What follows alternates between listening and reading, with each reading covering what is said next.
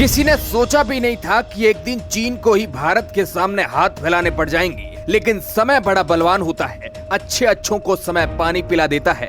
जो चीन समुद्री इलाकों में दादागिरी करता था, उसको आज समुद्र में ही डूबते को सहारे की जरूरत पड़ गई।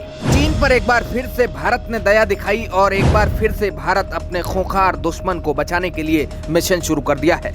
इंसानियत के नाते भारत ने बहुत बड़ा कदम उठाया है, जिसकी तारीफ पूरी दुनिया में हो रही है।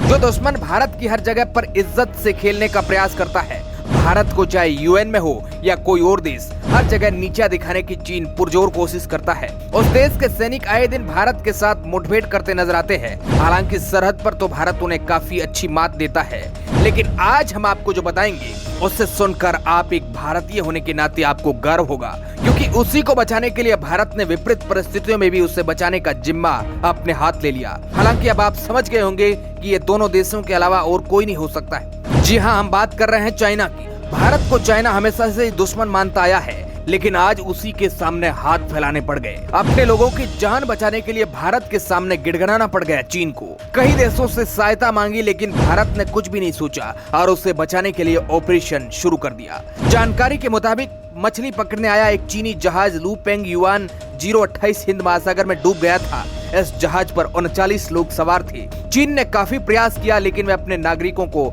खोज नहीं पाया, जिसके बाद उसने भारतीय नौसेना से मदद मांग की। चीन के आग्रह पर भारत ने बिना कुछ सोचे मानवीय कार्रवाई करते हुए अपने विमान P-8 को तैनात किया। नौसेना ने कहा कि प्रतिकूल मौसम के बावजूद विमान ने सघन खोज अभियान चलाया और जहाज से संबंधित कई वस्तुओं का पता लगाया है। त्वरित मानवीय कार्रवाई के तहत विमान ने दक्षिणी हिंद महासागर क्षेत्र में भारत से लगभग 900 समुद्री मील दूर जाकर खोजबीन की।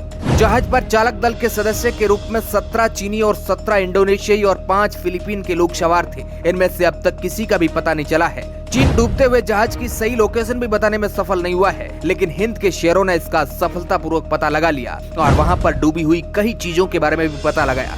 तत्कालीन प्रतिक्रिया के रूप में ASR उपकरण को PLN जहाजों के अनुरोध पर भारतीय विमान द्वारा घटना स्थल पर तैनात किया गया था। चाइना की मीडिया ने बताया है कि घटना स्थल पर 2 शव मिले हैं। हालांकि अब तक उन नागरिकों की पहचान नहीं हो पाई है और ये भी नहीं बताया गया है कि वह अभी तक किस देश में है। और सबसे बड़ी बात, जिस जगह पर हादसा हुआ है उस जगह को सबसे पहले भारतीय नौसेना ने ही खोजा है। अगर इस हादसे की हम बात करें तो ये समुद्र के डियागो गर्जिया के करीब हुआ है। ये भी बताया गया है कि इस जहाज में मछुआरे थे। अब सोचने वाली बात तो ये है कि क्या चाइना इसका बड़प्पन समझेगा या नहीं, क्योंकि कहने का तो सवान की पूंछ सीधी होना बहुत ही मुश्किल है। अब इसके बारे में आपको क्या लगता है, कमेंट बॉक्स में हमें जरूर बताएं। धन्यवाद।